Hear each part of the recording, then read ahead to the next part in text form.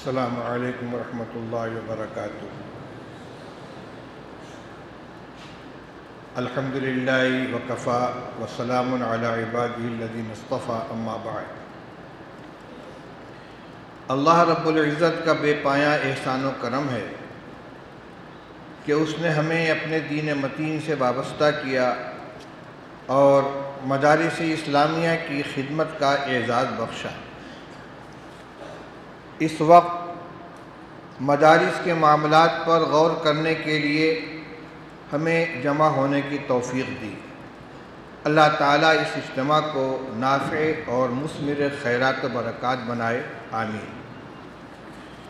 مہمانان محترم، اس موقع پر دارالعلوم دیوبند کی جانب سے میں آپ تمام حضرات کا استقبال کرتا ہوں اور زحمت سفر برداشت کرنے پر شکریہ ادا کرتے ہوئے حق ضیافت کی ادائیگی میں تقصیر پر معذرت خواہ ہوں۔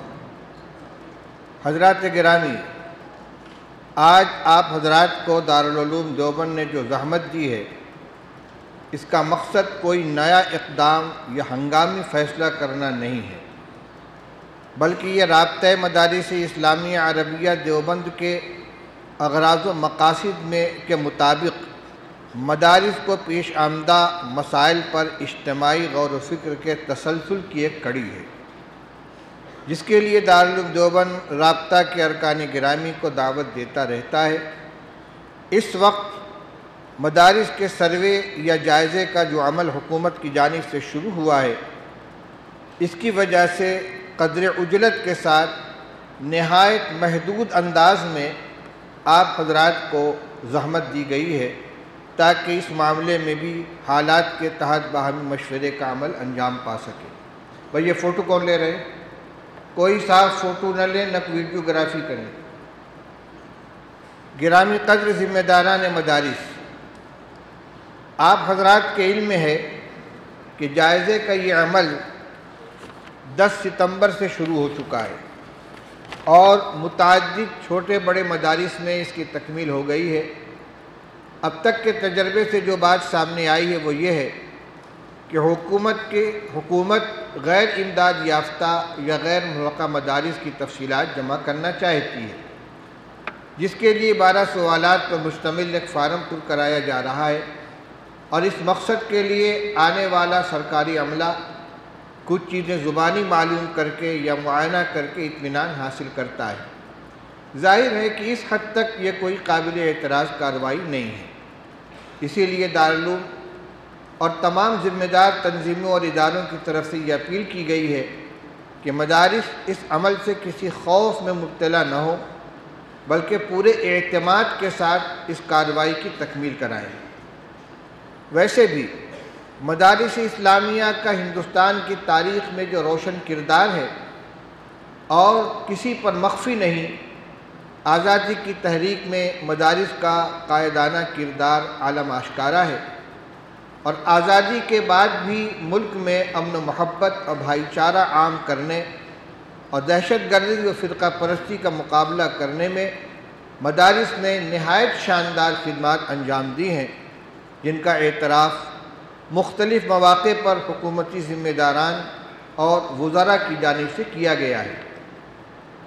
البتہ مہمانان گرامی، اپنے تاریخی اور روشن کردار کے ساتھ ساتھ مدارس اسلامیہ نے وقت کے تقاضوں کی تکمیل میں بھی بھرپور حصہ لیا ہے اور ہر موقع پر امن و قانون کی پاسداری کا فریضہ نبھایا ہے۔ اس لیے مدارس کو کسی خوف یا مایوسی کا شکار ہونے کی ضرورت نہیں ہے۔ البتہ یہ ضروری ہے کہ مدارس اپنی ذمہ دارانہ حیثیت کو ملحوظ رکھتے ہوئے تمام انتظامات کو درست رکھیں۔ خاص طور سے 3 چیزوں پر توجہ دی جا رہی ہے۔ میں اجمالاً اشارہ کر رہا ہوں اور انشاءاللہ اس کی تفصیلات حضرت صدر محترم دامت برکاتہم کے کلیدی خطاب کے اندر آپ کے سامنے آئے گی۔ وہ 3 باتیں کیا ہیں؟ ایک تو مالیاتی نظام کی شفافیت، جس کے لیے آمد و صرف کے تمام حسابات کا ریکارڈ رکھنا، ان کو آڈٹ کرا کر آڈیٹر کی رپورٹ محفوظ رکھنا ضروری ہے۔ اس معاملے میں شرعی اور قانونی ذمہ داریوں سے سبھی اہل مدارس بخوبی واقف ہیں۔ ضرورت اس کی ہے کہ ان پر پوری فرض شناسی کے ساتھ عمل کیا جائے۔ دوسری چیز مدرسے کی جائیدادوں سے متعلق قانونی تقاضوں کی تکمیل ہے۔ اس سلسلے میں متعدد رہنما تحریریں سامنے آ چکی ہیں، ان کی روشنی میں تمام ضروری کارروائیاں عمل میں لائی جائیں۔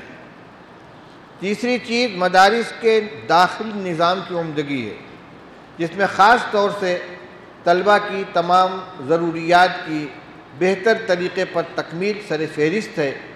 رہائش گاہوں اور درسگاہوں کے علاوہ مطبخ اور دیگر ضروریات سے متعلق عمارت کی تعداد اور وسعت ضابطوں کے مطابق ہونا ضروری ہے۔ صفائی کا اہتمام اور صحت افزا ماحول کی فراہمی بھی لازم ہے۔ غرض یہ کہ اس پہلو سے بھی قانونی ضوابط کی تکمیل کا اہتمام کیا جائے۔ اللہ کا شکر ہے کہ مدارس اپنی وسعت کے مطابق انتظامات کو بہتر بنانے کی کوشش کرتے ہیں۔ بے سر و سامانی اور تنگی کے باوجود الحمدللہ مدارس اپنی وسعت بھر ان امور کی طرف توجہ دیتے ہیں۔ مزید توجہ کرنے کی ضرورت ہے۔ بس یہ ہے کہ اب تک جن چیزوں میں کوئی کوتاہی ہو رہی ہو اس کا ازالہ کر لیا جائے تاکہ مستقبل میں کسی دشواری کا سامنا نہ کرنا پڑے۔